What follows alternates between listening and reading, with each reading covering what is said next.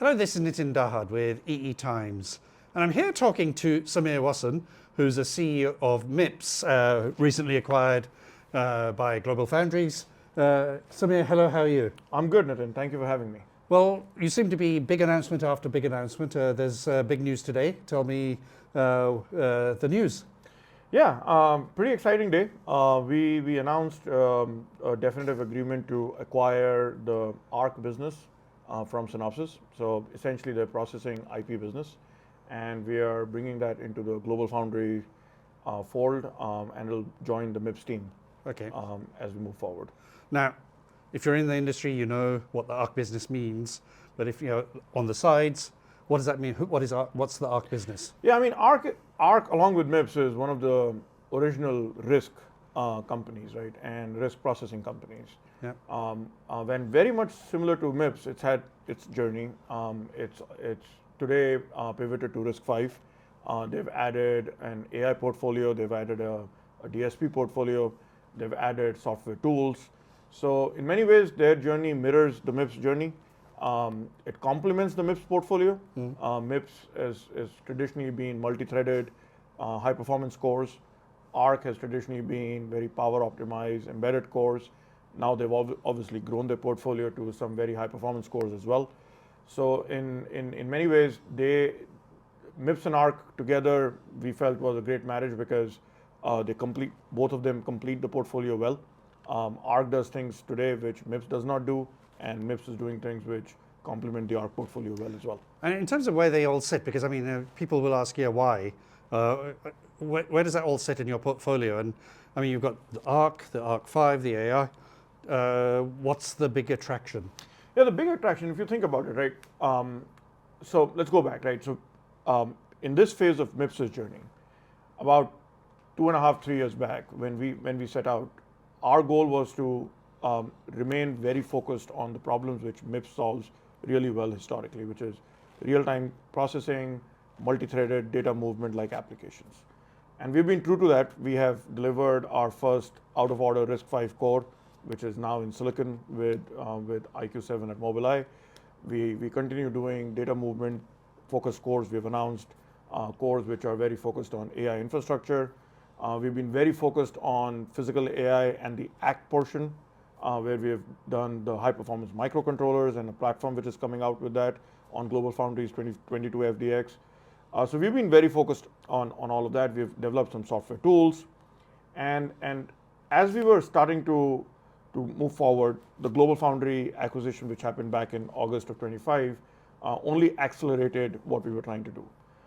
The biggest change since then, or what has been a pleasant change, has been the customer feedback.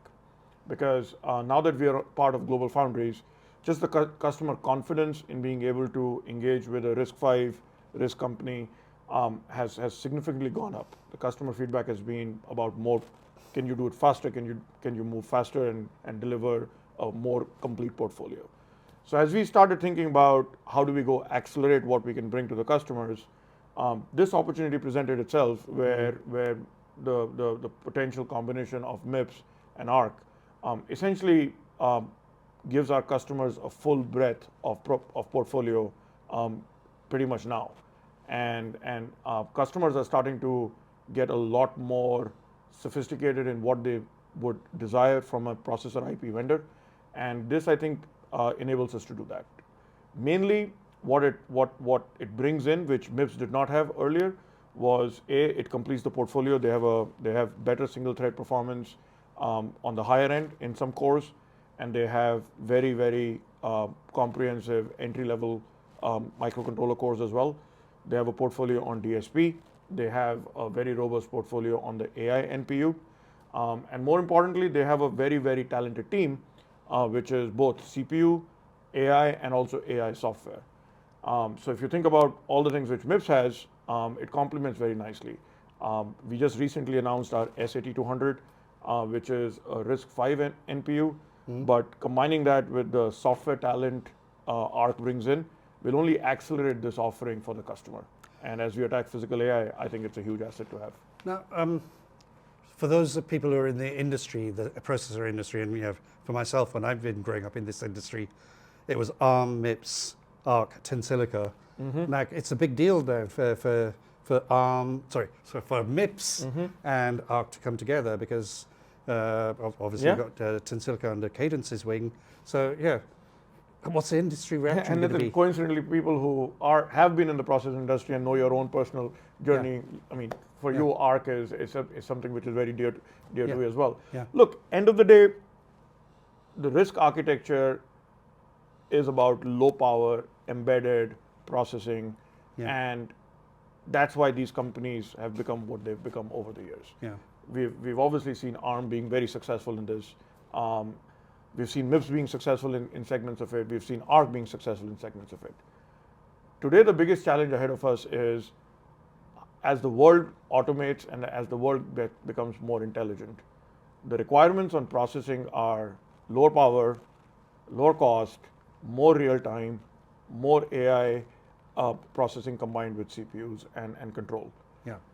RISC is inherently a strong solution to that. Yeah. Right. It was designed, orchestrated, conceived with that in mind. Yes. So it's pretty natural putting two of the most successful RISC entities together to go attack and deliver compelling solutions on processing in a physical AI world. I think it's intuitive.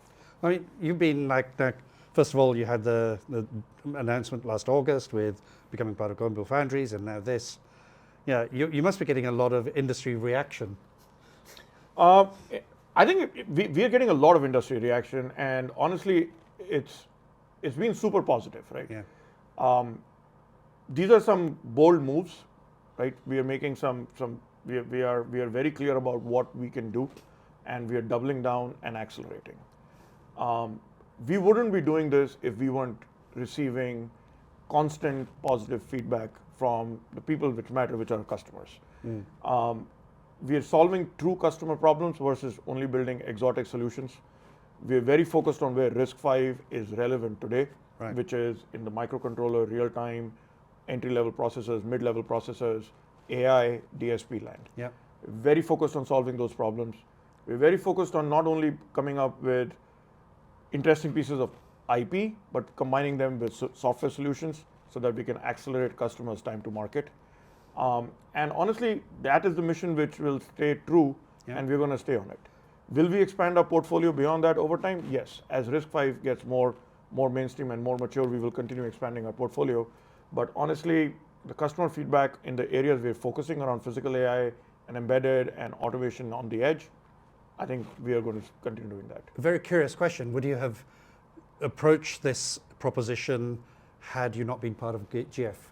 I mean, I would have thought about combining these two because it makes intuitive sense. Yeah. I wouldn't have the capabilities to do it at the speed at which we've been able to do. Yeah. Being part of GlobalFoundries is, I mean, to do something massive in the industry, you need access to capital. Exactly. And you need to be on a platform which has synergies in the overall strategy. If you think about where Global exceeds other options, 22FDX, lowest power platform of its kind, where you have microcontrollers, radars, very much physical AI.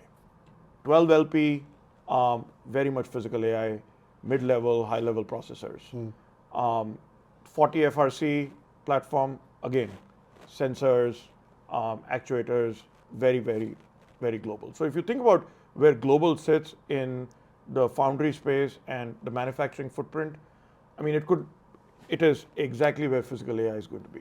So then the only thing is we have manufacturing footprints, we are globally present, we have a very good portfolio with MIPS. What can we do to go accelerate? And this becomes a pretty obvious choice. In terms of the transaction, I guess you're not disclosing the deal details, but I guess you're bringing a few people over from. Oh yeah, absolutely. Yeah. I mean, like I said, right, one of the biggest attractions of this was it's a phenomenal team, right? Yeah. We intend to bring the team pretty much intact because I think we are getting very complementary skills. We're getting a very large and capable resource base on CPU design, on AI design and AI software.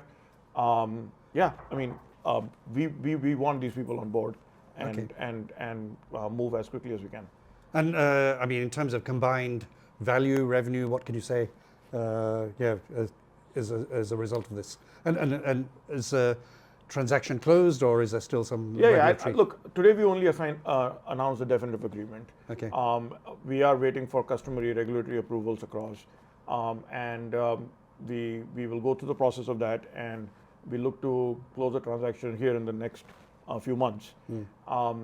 And I think the combined forces of the MIPS business and the ARC business is